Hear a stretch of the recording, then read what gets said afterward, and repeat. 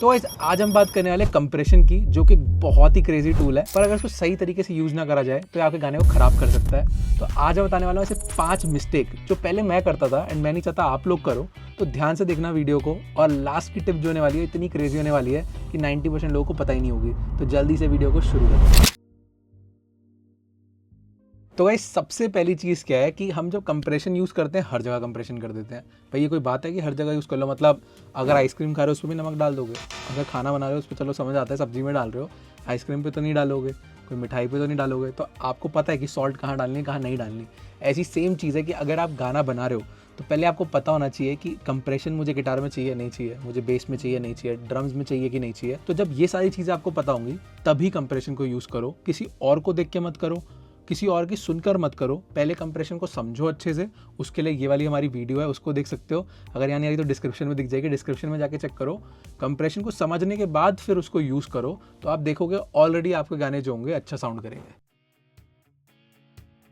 अब ये वाली गलती मैंने बहुत लोगों को देखी है कि भाई मेरे को एक प्रीसेट मिल गया, इसको यूज़ करूँगा, वोकल पे बहुत बढ़िया लगता है। ठीक है, जब आपने स्टार्ट करा था तो आपको पता नहीं था, आपने देखा वोकल का प्रीसेट है उसको यूज़ कर लेते हैं तो बढ़िया साउंड कर रहा है, ठीक है बढ़िया कर रहा था, बट तब तक हमें पता नहीं था। जैसे जैसे हमें स्टेज बाय स्टेज हमें पता चलता आता है, हर 2 महीने 3 महीने बाद कुछ नया सीखते हो, तो आपको समझ आता है कि यार कंप्रेशन वोकल तो मैंने चलो कर दिया, बट इसमें रेशियो इतना सेट करना होता है, थ्रेशोल्ड इतना सेट करना होता है, तब अच्छा लगेगा इस वोकल पे। पर प्रीसेट क्या होता है, उसमें प्री डिफाइंड होता है, मतलब वो एक हार्ड वोकल होगी उसके लिए भी वैसा बना दिया, या एक सॉफ्ट वोकल होगी उसके लिए भी वैसा बना दिया। बट आपकी वोकल अपने आप में यूनिक है, तो आपको देखना पड़ेगा ना कि आपकी वोकल किस हिसाब से अच्छी लगेगी उसमें। तो प्रीसेट अच्छी चीज़ हो सकती है बिगिनर वाली स्टेज पे, बट अगर आप ये वीडियो देख रहे हो तो मुझे पता है आपको मिस्टेक्स आपने देखी 5 मिस्टेक्स, तो मतलब आप यूज़ कर रहे हो ऑलरेडी। तो मैं चाहूँगा अगर अब आप कंप्रेशन को यूज़ करो तो लॉजिक होना चाहिए उस चीज़ के पीछे, ना कि सिर्फ प्रीसेट्स यूज़ करके कर दिया। तो इस चीज़ का भी बहुत ध्यान रखना, ये चीज़ आपके गाने को मेक या ब्रेक कर सकती है। तो गाइस अब क्या करते हैं, एफएल में देखते हैं अपने थर्ड पॉइंट को। थर्ड पॉइंट आपको समझ तो आ ही गया होगा ऑलरेडी, बट अब इसको ध्यान से समझते हैं। तो गाइस अभी क्या कर रहा हूँ मैं, अपना जो लेवलिंग कर रखी है इसको नीचे यहाँ पे डाल देता हूँ और आप लोगों को एक बार एक चीज़ दिखाता हूँ। तो अगर आपको विजुअली दिख रहा होगा कि ये जो लेवल है और ये जो लेवल है इसमें बहुत फ़र्क है। लाइक अभी देखो मुझे यहाँ पे कम करना पड़ेगा वरना क्लिप हो जाएगा। तो लेट्स से इसको इतना भी रखते हैं। तो देखो ये तो बहुत लाउड था तो ये ऑलमोस्ट 0 टच हो रहा होगा, बट यहाँ पे देखो क्या हुआ, वॉल्यूम कम हो गई। तो अगर आप इसको सुनोगे,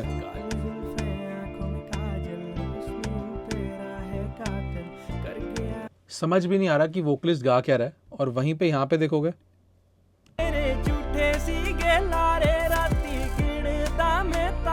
तो बहुत ज़्यादा लाउड हो रखे हैं। तो इस चीज़ से हमें क्या समझ आता है कि आप डायरेक्ट अगर कंप्रेशन लगा देते हो, जो कि बहुत लोग करते हैं कि बस उन्होंने गाना गाया, कंप्रेशन लगाया, ईक्यू लगाया, रिवर्ब लगाया, डिले लगाया, डन हो गई वोकल प्रोसेसिंग। ये नहीं करना आपको सबसे पहला जो स्टेज होता है गाने में हमेशा वो अपनी वोकल्स की लेवलिंग करनी है। अब लेवलिंग के लिए देखो हमने क्या करा, यहाँ पे सबसे पहले मैं आया, मैंने देखा मुझे आइडियली कितनी वोकल्स की वॉल्यूम चाहिए, जैसे 24 dB हो रखी है अभी। तो अभी क्या करूँगा, मैं यहाँ से थोड़ी सी कम कर लूँगा वोकल पहले।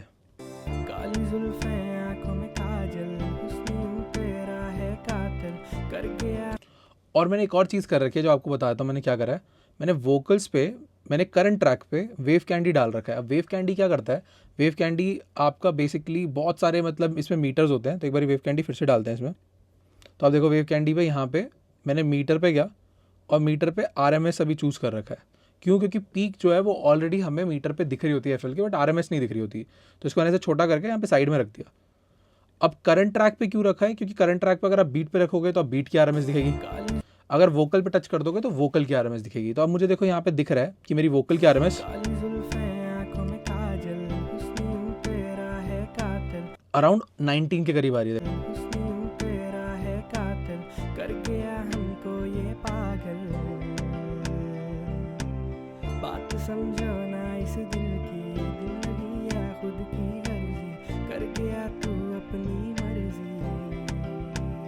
तो अगर आप ध्यान से देखोगे यहाँ पे इस पार्ट से वोकल दिखने में ऑलमोस्ट सेम दिख रही थी, बट अगर आप ध्यान से सुनोगे यहाँ पे जो RMS है यहाँ पे 15-19 के बीच में था, बट यहाँ पे ऑलमोस्ट 21 हो गया। तो आप यहाँ पे एक छोटा सा कट लगा सकते हो, और कट लगाने के बाद आप यहाँ पे पहले तो सबसे पहले इसमें फेड दे दो जिससे क्लिप की साउंड ना आए, और यहाँ पे हल्का सा मैंने गेन कर दिया अराउंड 26-27 dB का। तो आप सुनते हैं कितना हो रहा है यहाँ पे RMS, तो देखो 90 के करीब आ गया। तो जब मैं इसको पीछे से सुनूंगा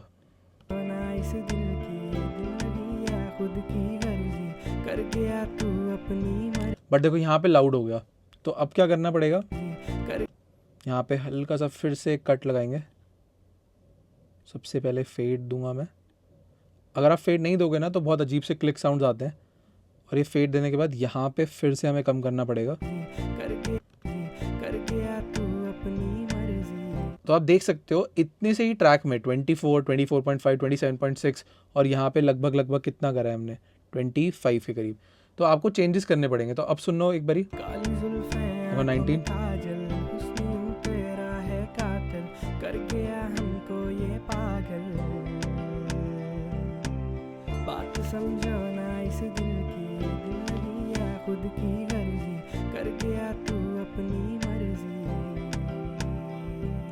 तो गाइस देखो मैंने क्या करा, मैंने अपनी वोकल को ऑलरेडी कम डायनामिक कर दिया। पहले बहुत डायनामिक थी। डायनामिक का मतलब क्या होता है कि पहले बहुत लाउड थी फिर कम लाउड थी। तो हमें कंप्रेशन का मतलब ही है कि हमें डायनामिक रेंज थोड़ी कम करनी होती है जिससे कि वोकल स्टैग्नेंट हो। और जब डायनामिक रेंज थोड़ी कम होगी तो आपकी वोकल प्रोमिनेंटली गाने में अच्छे से सुनाई देगी और हर एक अक्षर अच्छे से सुनाई देगा। तो यहाँ पे हमने पहले ही उसको 19 से 21 के बीच में कर दिया। बट अगर आप ध्यान दोगे यहाँ पे जब सिंगर गा रहा है मेरी मर्जी, तो थोड़ा सा नीचे एम्पलीट्यूड में जा रहा है, यानी लाउडनेस कम हो रही है। तो वहां पे आप देखोगे 23 आ रहा है। तो ये मैंने अभी क्यों नहीं करा, इसको भी हम ठीक कर सकते थे लेवलिंग में। आप ऑटोमेशन भी बना सकते हो, बट कुछ चीज़ें हम कंप्रेशन से करेंगे क्योंकि वरना बहुत ज़्यादा कॉम्प्लिकेटेड हो जाएगा कि आप हल्की सी ऑटोमेशन करोगे जैसे लाउड हो हर बारी 19 हो, तो इतना भी नहीं करना। तो अब ये करने के बाद अब आप अपना कंप्रेशन करोगे और बाकी स्टेप को करोगे। तो लेवलिंग बहुत इंपॉर्टेंट चीज़ है। तो गाइस कंप्रेशन में आपको एक चीज़ का ध्यान रखना है। अब देखो इस पॉइंट को बहुत ध्यान से समझने की जरूरत है। हम भी जब करते थे पहले कंप्रेशन तो एक ही कंप्रेशन लगाया, थ्रेशोल्ड नीचे करा, अटैक रिलीज सेट करा और हो गया कंप्रेशन। अब प्रॉब्लम क्या आती थी कि बहुत ज़्यादा गेन रिडक्शन हो रहा है, हम बहुत ज़्यादा वोकल को कंप्रेस कर रहे हैं, इंस्ट्रूमेंट को लीड्स को कंप्रेस कर रहे हैं। तो डिजिटली ये करना इज़ ओके, मतलब आप कर सकते हो एक बारी को। बट पहले के टाइम पे क्या होता था, जब आप कंप्रेशन हार्डवेयर यूज़ करते थे, अगर आप बहुत ज़्यादा कंप्रेशन करते थे या बहुत हार्ड कंप्रेशन करते थे तो होता क्या था कि उससे नॉइस जो खुद सर्किट की होती है वो भी आती थी। तो उस वजह से क्या होता था, बहुत ज़्यादा हम कहते थे लोड पड़ रहा है कंप्रेसर के ऊपर। तो आज भी इस चीज़ को अप्लाई करते हैं, बहुत सारे इंजीनियर बिलीव भी करते हैं और इवन फ़र्क पड़ता है उससे कि आप एक कंप्रेशन ना यूज़ करके आप 2 कंप्रेशन यूज़ करो। लेट्स से आपको कोई चीज़ -10 dB का आपको गेन रिडक्शन चाहिए, तो रादर देन यूजिंग एक ही कंप्रेसर जिसमें आपने थ्रेशोल्ड -30 -40 कर दिया और फिर आप अपना अटैक रिलीज सेट कर रहे हो और बाकी चीज़ें कर रहे हो, वो करने से अच्छा है कि आप एक कंप्रेशन से जो ट्रांजिएंट्स हैं, जो पीक्स हैं, जो बहुत ज़्यादा स्पीड में भाग रही हैं, उनको पहले कैच करो। और फिर जो आपको लग रहा है, जैसे हमने अभी लेवलिंग करी थी पहले, तो डायनामिकली कोई चीज़ें ज़्यादा नीचे है, कोई ज़्यादा ऊपर जा रही है, उनको कंट्रोल कर पाओ, तो फिर हम एक स्लो कंप्रेशन यूज़ करेंगे। तो गाइस अब सबसे पहले क्या करते हैं, हम वोकल्स पे जाते हैं और एक प्रो क्यू लगाते हैं। तो अब मैंने क्या करा, अपना कंप्रेशन डाल लिया और जैसे मैंने आपको बताया कि जो कुछ साउंड है वो जल्दी जल्दी भागती है, तो वो पीक कैच करने के लिए सबसे पहले हम पीक कैच करेंगे इस कंप्रेशन के थ्रू। तो हम क्लीन वाला ही इसमें प्रीसेट यूज़ करेंगे, आपको कोई और यूज़ करने की जरूरत नहीं है। आप अगर कोई और कंप्रेशन यूज़ कर रहे हो तो आप वहाँ चूज़ कर सकते हो कि आपको पीक यूज़ करना है, आरएमएस करना है, अगर आपके कंप्रेशन को दे रखे। तो अब क्या करना है, इसमें हम थ्रेशोल्ड को सबसे पहले सेट करेंगे।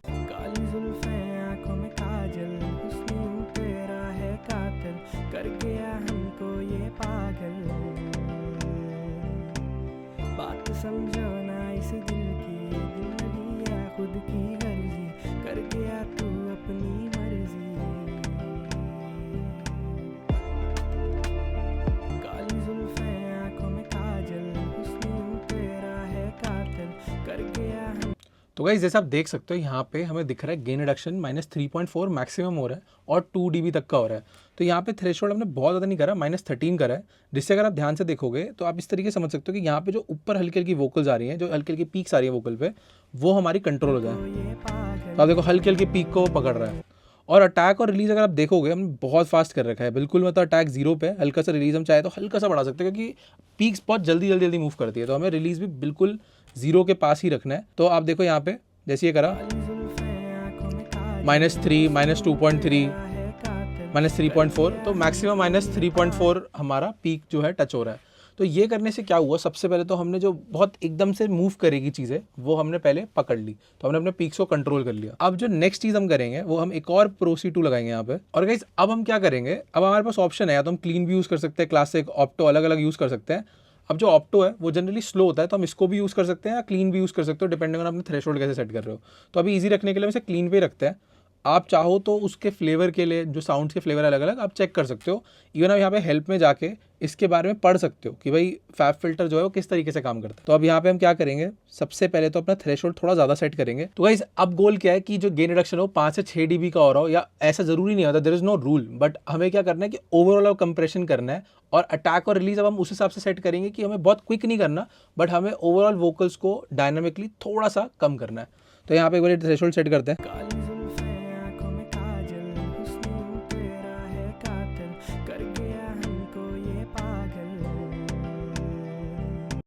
तो सबसे पहले हमने थ्रेशोल्ड देखा बिना अटैक रिलीज अभी सेट करे कि अराउंड -8 -6 आपका आ रहा है।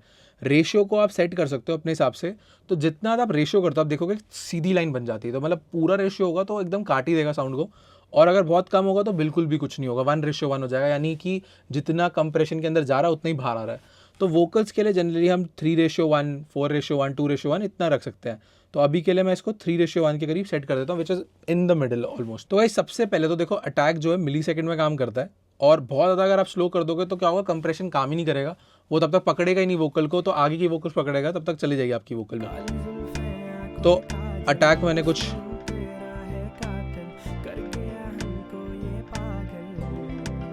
तो आप देखोगे गेन रिडक्शन में भी बहुत फर्क पड़ता है कि पहले -8 थी गेन रिडक्शन, जैसे हम उस पर क्लिक करा और अटैक जो मेरा अभी हो रखा है 11 o'clock के अराउंड, तो आप देखोगे ऑलरेडी गेन रिडक्शन कम हो गई। क्यों? क्योंकि इतनी जल्दी अब वो उसको पकड़ नहीं रहा है। और रिलीज हम क्या करेंगे, बहुत ज़्यादा फास्ट कर देंगे तो बहुत जल्दी जल्दी करेगा वो, आपको जल्दी जल्दी कंप्रेशन बंद होगा, खुलेगा, कंप्रेशन खुलेगा, बंद होगा, तो आपको काफ़ी एकदम पंची सी वोकल मिलेगी। तो रैप में काफ़ी अच्छी लगती है वो।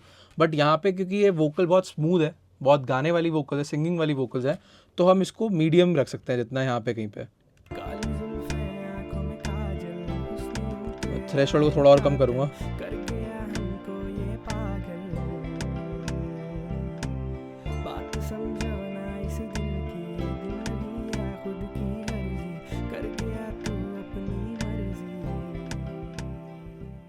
तो गाइज दो कंप्रेशन यूज करने का फायदा क्या हुआ, एक पकड़ रहा है जो साउंड बाउंस करे जल्दी जल्दी यानी आपकी पीक्स, और दूसरा कंप्रेसर क्या कर रहा है, आपके आरएमएस को या फिर आप बोल सकते हो ओवरऑल आपके गाने की बॉडी को कंट्रोल कर रहा है, जिससे बहुत डायनामिक ना हो जाए गाना।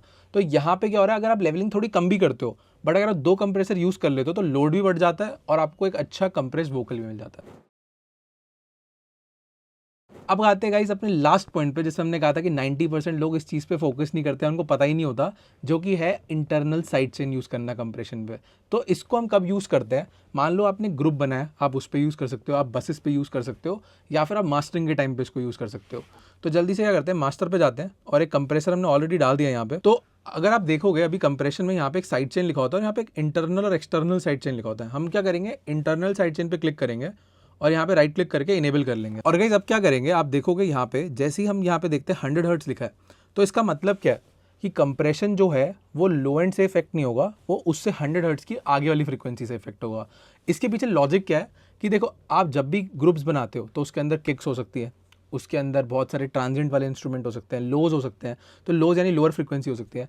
तो अब होता है कंप्रेशन पे जो भी आप सेटिंग करते हो, सबसे पहले जो लो एंड है या ट्रांजिएंट वाली चीज़ें, किक्स, स्नेयर, ये सब पहले ये इफेक्ट करती हैं। तो जिससे होता क्या है कि जो हायर फ्रीक्वेंसीज और मिड फ्रीक्वेंसीज है उनको चांस ही नहीं मिल पाता सही से कंप्रेस होने का, इतनी स्पीड में वो हो नहीं पाते। तो यहाँ पे हम क्या करते हैं, हम इंटरनल साइड चेन को ऑन करते हैं, 100-150 हर्ट्ज तक लो एंड जो है हमारा सब बेस जो है उसको बोलते हैं कि पहले वो इफेक्ट ना हो, पहले हमारी मिड फ्रीक्वेंसीज, लो, मिड और हाइस की वजह से हमारा कंप्रेशन काम करे, जिससे आपको एक अच्छा ग्लूट साउंड मिलता है। बिकॉज लोड्स तो देखो ऑलरेडी ट्रांजिएंट हैवी है, पंची है, बट जो आपके बाकी चीज़ें वो भी पंची साउंड करें, तो इसके लिए हम कंप्रेशन में इस तरीके से इंटरनल साइड चेन को ऑन कर सकते हैं। तो यहाँ पे हम करते हैं अपना अराउंड 120-130 पे कर देते हैं। एक बार ही अपना हमने मास्टर पे डाला है, थ्रेशोल्ड थोड़ा सा देखते हैं, बहुत ज़्यादा हमें कंप्रेशन तो करना नहीं है ग्रुप पे। एक बार इसको ऑन ऑफ करके सुनते हैं, और स्पेशली जहाँ पे लो एंड आ रहा है ना, जैसे यहाँ पे सुनते हैं। तो आप देखो कंप्रेशन अभी कैसे काम कर रहा है, और बिना इसके देखते हैं अब।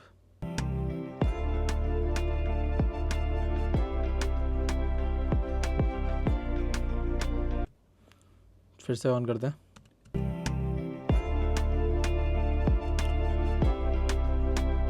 तो आप ऑलरेडी देख सकते हो जो गेन रिडक्शन है वो भी कम हो रहा है, बिकॉज हमारा जो लो एंड है वो इफेक्ट ही नहीं करने दे रहा है पहले, और जो ओवरऑल साउंड है वो इतनी ज़्यादा दब नहीं रही बिकॉज ऑफ लो एंड। तो यही मेन रीज़न है इंटरनल साइड चेन को यूज़ करने का, जिससे ओवरऑल गाना काफ़ी ब्लेंड रहे और अच्छे से साउंड करे। तो गाइस वी होप आप लोगों को वीडियो बढ़िया लगी होगी। अगर बढ़िया लगी है तो सबसे पहले तो लाइक कर दो वीडियो को और शेयर कर सकते हो अपने दोस्तों के साथ। और अगर आप इन डेप्थ ऐसी और भी ज़्यादा चीज़ें सीखना चाहते हो तो हमारा एक 4 मंथ का म्यूजिक प्रोडक्शन कोर्स है, जहाँ पे हम सारी चीज़ों के बारे में बात करते हैं, कैसे आप प्रोडक्शन करते हो, मिक्सिंग मास्टरिंग करते हो, इवन बहुत सारी चीज़ों में हम आपको हेल्प करते हैं, मेंटोर करते हैं कि आप कैसे इंडस्ट्री में काम कर सकते हो। ये सारी चीज़ें अगर आप सीखना चाहते हो तो हमारी वेबसाइट को जाके जल्दी से चेक कर लो। और अगर आप चाहते हो कंप्रेसर को और इन डेप्थ तरीके से सीखना तो ये वाली वीडियो आ रही होगी, जाके इसको चेक करो। मिलते हैं नेक्स्ट वीडियो में, बाय बाय।